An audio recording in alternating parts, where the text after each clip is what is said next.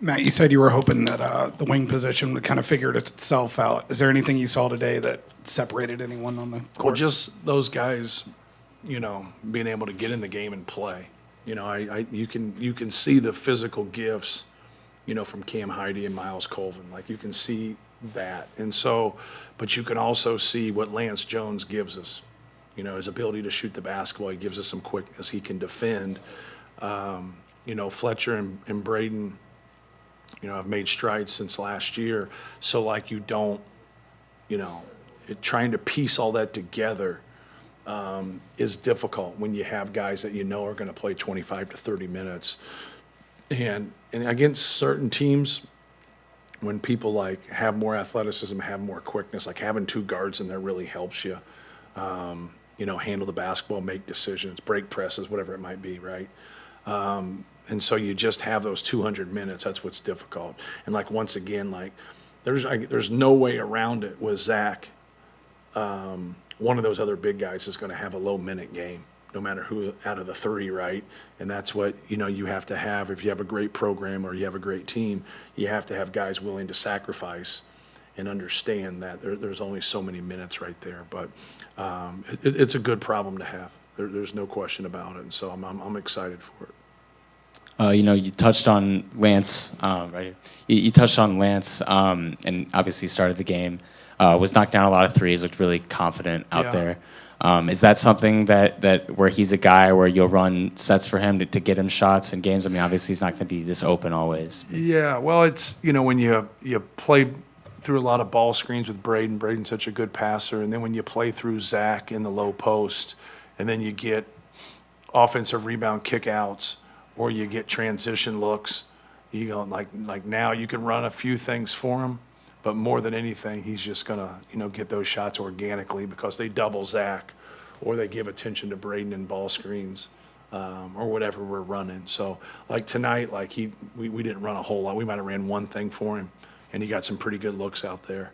So, it's hard because, and we talk about this a lot, because you'll have guys, you have players, and you'll be like, they can do this, that, and the other, but what's their pecking order in terms of who can score the ball well, right? So if you have Zach Edey, obviously he's one. And then Braden Smith's ability to pass the basketball and play through ball screens is probably two for us. Then you have someone like Fletcher that can come off of pin downs, that can come off a dribble handoff action and attack. Then you got a post-up guy like Trey Kaufman. You got a guy that's pretty prolific as a shooter in Mason Gillis. So I could go on and on, right? So like, where do you wedge in there? If somebody's like 4 or 5, 6, they don't end up getting things ran for them. So you got to be able to kind of fit into that role and organically make shots and make plays. And obviously tonight he did that. Matt, I have a two-parter. I think I know the answer to the first question, but I got to ask anyway. It's safe to say you're probably not going to redshirt anyone this year? I don't think so.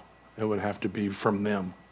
So I don't get to that conversation until after this game, after the second exhibition game. So. Secondly, how much value is there in having Ethan Morton, Caleb First, Mason Gillis, guys, if this is your starting lineup, guys who have started in the past, right, coming off the bench and playing roles, but having been in big moments in games? Yeah, it's huge. The thing that's different is just coming off the bench, right? So like now your mindset of getting loose and then getting cold and then having to play. And it's like people have no idea that it's an art, physically and mentally, to get yourself in there and be productive right away. Now, some guys will just come out firing, right? They'll just come off the bench and they'll just let it rip. And the other guys like will want to, just, kind of find their way in there. Coach Katie used to always tell me to get a lather before I took a shot. And I'd say by the time I got a lather, you take me out. And which he probably never should have put me in the first place, but that's here nor there. So I'd always joke, and I understand what he's saying, but like, when you're that guy and you come off the bench and you're the eighth man, like sometimes the ball doesn't come around a whole lot. So like, you get a chance to cork one, you do. But no, it's, when you have a deep team like we have, like now you have some experience and now you have some other guys, and then you're trying to get the best group together, kind of starting. I'm not saying that we stay with like who we're starting, but The other thing that pops up is sometimes like who is great in your practices together. Like we don't play ourselves, right? But that's all we play against forever. So like that's as a coach, that's all you have to gauge the past seasons in your practice. And now when you get to games, like sometimes the games, like their quickness gave us issues as you saw, like the backdoor cuts and and obviously they haven't played a lot of games. They've only played a couple games so far, but it still was something where our guys were like, hey man, like they're going to dribble at you in backdoor. They're going to jump stop, pivot, reverse pivot, lose vision, gain vision, backdoor you again. Like, let's don't do this. And they still kept doing it. So like that's something like with guys from a defensive standpoint. So you're trying to get that blend of production on both offense and defense.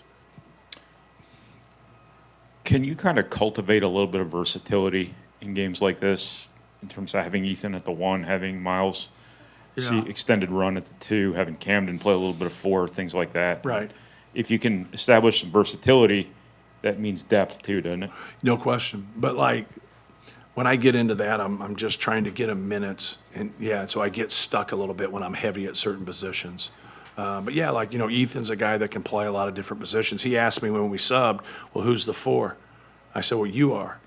He says, no, I'm the point. I said, well, shit. Can't do that one then, can we?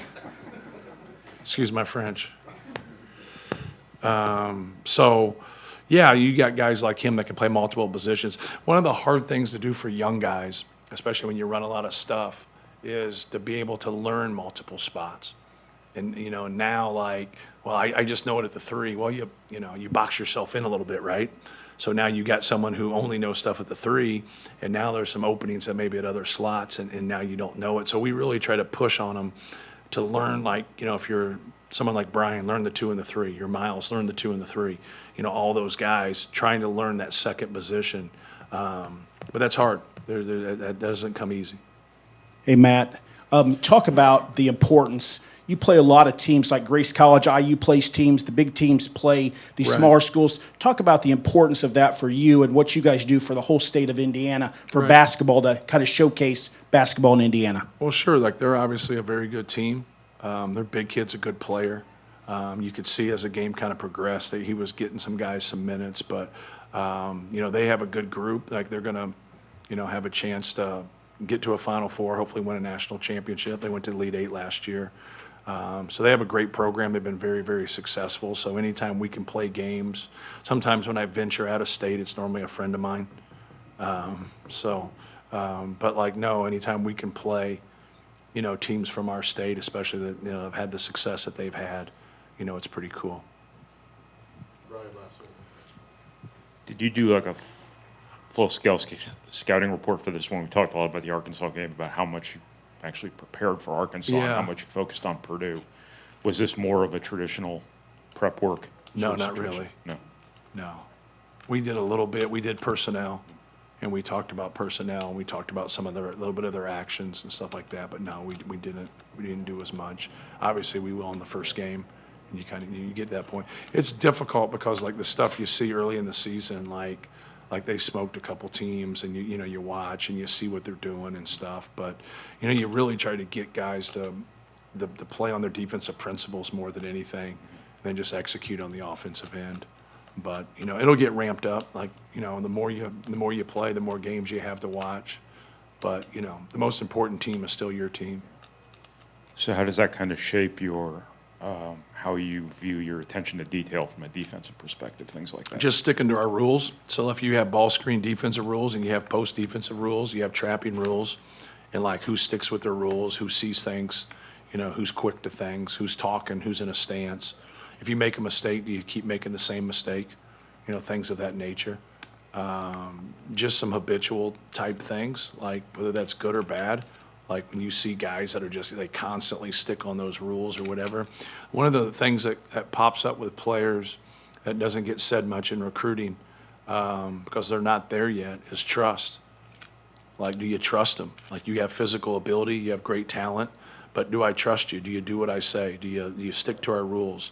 Are you detail-oriented? And that's tough for, like, really talented people because most talented guys aren't that detail-oriented, and the ones that are in the Hall of Fame. Because you take elite talent along with details and understanding and knowledge, and then especially if you throw in competitive spirit, that's a recipe for an elite basketball player. And I think that's a real important thing for young people to understand. Like, you can be the best player in the world, but if your teammates don't trust you and your coach doesn't trust you, it's going to be hard to win with you. But now if you can get to where you follow the defensive rules, you understand ball screen packages, you understand how we're handling the post, you understand when they run certain things, what we're going to do. Now we can trust you. We know that, you're going to do what we ask you to do, and then you stay connected. That's that connectivity that you got to have. When you branch off and do something that's not a read, like, now no one knows what the hell is going on at all. And like, now you disconnect us. But if you do what we ask you to do, and it's like you're a little bit short, and then there's a little bit of failure there, it's all right. You can build off of that and get better, and keep improving, because that's, you can't surprise your teammates when you just kind of do whatever you want on defense, and like, now you don't know what's going on. Like now that trust isn't there, and when you get into tough games or tough situations, that's why you see more experienced players. That's why you see them play at times. Thank you, guys. Thank you. Walking all over you for me. Walking all over you. Figurehead here anyway.